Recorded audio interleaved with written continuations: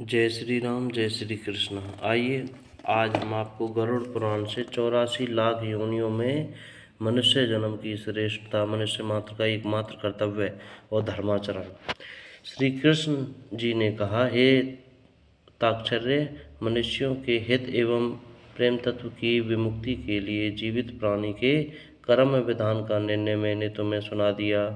इस संसार में 84 लाख योनियां हैं। उनका विभाजन 4 प्रकार के जीवों में हुआ है।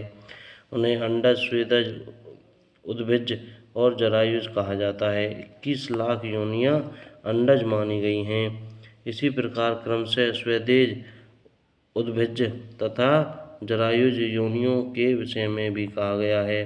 मनुष्य आदि योनियां जरायुज कही जाती हैं। इन सभी प्राणियों में मनुष्य योनि परम दुर्लभ है। 5 इंद्रियों से युक्त यह योनि प्राणी को बड़े ही पुण्य से प्राप्त होती है। ब्राह्मण, क्षत्रिय, वैश्य और शूद्र ये 4 वर्ण हैं। रजक, चमार, नट, वंशखोर, मछुआरा, मेद तथा भिल ये 7 अनंत्यज जातियां मानी गई हैं।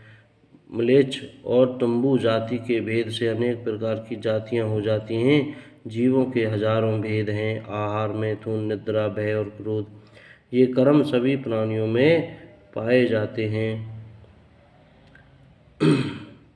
एक पाद, 2 पाद आदि के भेद से शारीरिक संरचना में भी अनेक भेद प्राप्त होते हैं। जिस देश में कृष्ण साप नामक मृग रहता है वह धर्म देश कहलाता है। सब प्रकार से ब्रह्मा आदि देवता वहीं निवास करते हैं।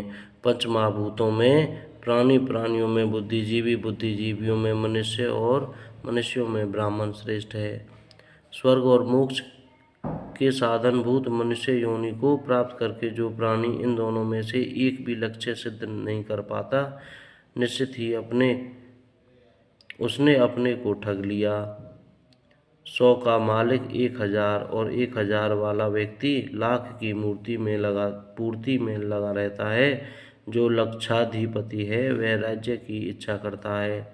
जो राजा है वह संपूर्ण पृथ्वी को अपने वश में रखना चाहता है। जो चक्रवर्ती नरेश है वह देवत्व की इच्छा करता है। देवत्व पद के प्राप्त होने पर उसकी अभिलाषा देवराज इंद्र के पद के लिए होती है और देवराज होने पर वह उधर्व गति की कामना करता है। फिर भी उसकी तृष्णा शांत नहीं होती।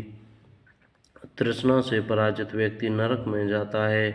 जो लोग तृष्णा से मुक्त हैं उन्हें उत्तम लोक की प्राप्ति होती है। इस संसार में जो प्राणी आत्मा के अधीन है वह निश्चित ही सुखी है। शब्द, स्पर्श, रूप, रस और गंध ये 5 विषय हैं। इनकी अधीनता में रहने वाला निश्चित ही दुखी रहता है। मृग, हाथी, पतंग, भ्रमर और मीन ये 5 क्रम से शब्द, स्पर्श, रूप, गंध, रस ये एक एक विषय के सेवन से मारे जाते हैं। फिर जो प्रमादी मनुष्य 5 इंद्रियों से इन 5 विषयों का सेवन करता है वह इनके द्वारा कैसे नहीं मारा जाएगा। मनुष्य बाल्यावस्था में अपने माता पिता के अधीन होता है। युवावस्था आने पर वह स्त्री का हो जाता है और अंत समय आने पर पुत्र पौत्र के व्यामोह में फंस जाता है। वह मूर्ख कभी किसी अवस्था में आत्मा के अधीन नहीं रहता। लोह और काष्ठ के बने हुए पास से बंधा हुआ व्यक्ति मुक्त हो जाता है, किंतु पुत्र और स्त्री आदि के मोह में बंधा हुआ प्राणी कभी मुक्त नहीं हो पाता। पाप एक मनुष्य करता है किंतु उसके फल का उपभोग बहुत से लोग करते हैं। भोक्ता तो अलग हो जाते हैं पर कर्ता दोष का भागी होता है। चाहे बालक हो, चाहे वृद्ध हो, चाहे युवा हो, कोई भी मृत्यु पर विजय नहीं प्राप्त कर सकता। कोई अधिक सुखी हो अथवा दुखी हो, वह बारंबार आता जाता है। मृत प्राणी सबके देखते देखते सब कुछ छोड़कर चला जाता है। इस मृत्यु लोक में प्राणी अकेला ही पैदा होता है, अकेला ही मरता है और अकेले ही पाप पुण्य का भोग करता है। बंधु बांधव मरे हुए स्वजन के शरीर को पृथ्वी पर लकड़ी और मिट्टी के ठेले की भांति फेंककर पराणमुख हो जाते हैं। धर्म ही उसका अनुसरण करता है। प्राणी का धन वैभव घर में ही छूट जाता है। मित्र एवं बंधु बांधव शमशान में छूट जाते हैं। शरीर को अग्नि ले लेती है। पाप पुण्य ही उस जीवात्मा के साथ जाते हैं। मृतम शरीर मृत्युसृज्य काष्ठ लोष्ट समम क्षितौ बांधवा विमुखा यान्ति धर्मस्त मगुञ्छदति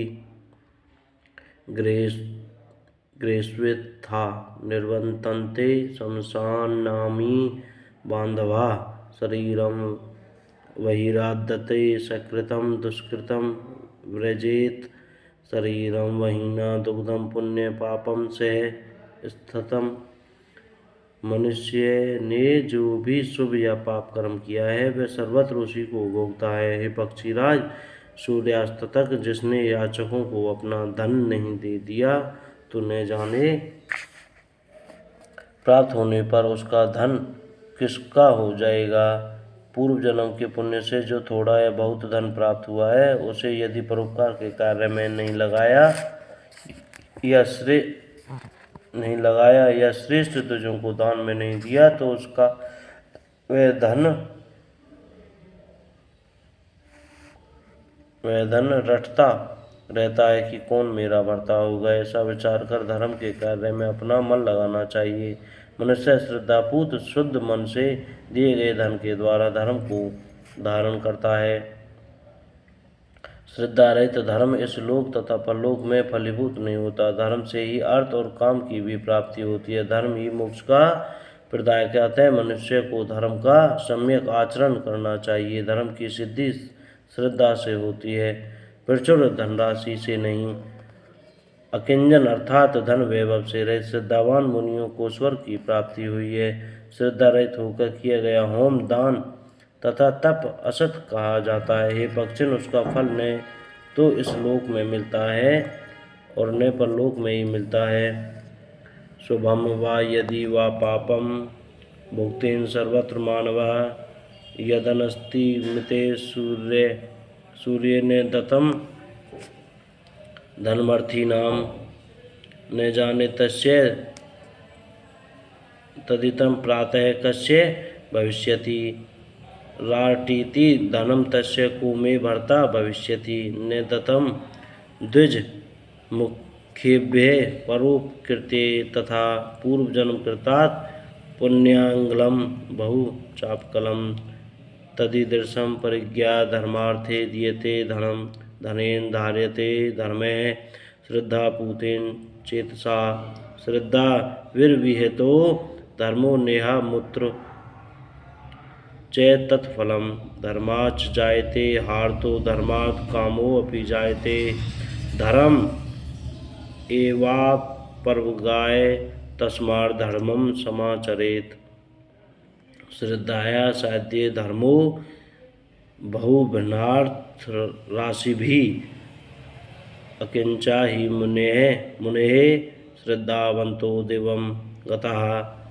अश्रद्धाय हुतं दत्तं तपस्वितं कृतं च यत् अशुद्ध्युच्यते पक्षिन् प्रत्यचेन तत्फलम्। जय श्री कृष्ण।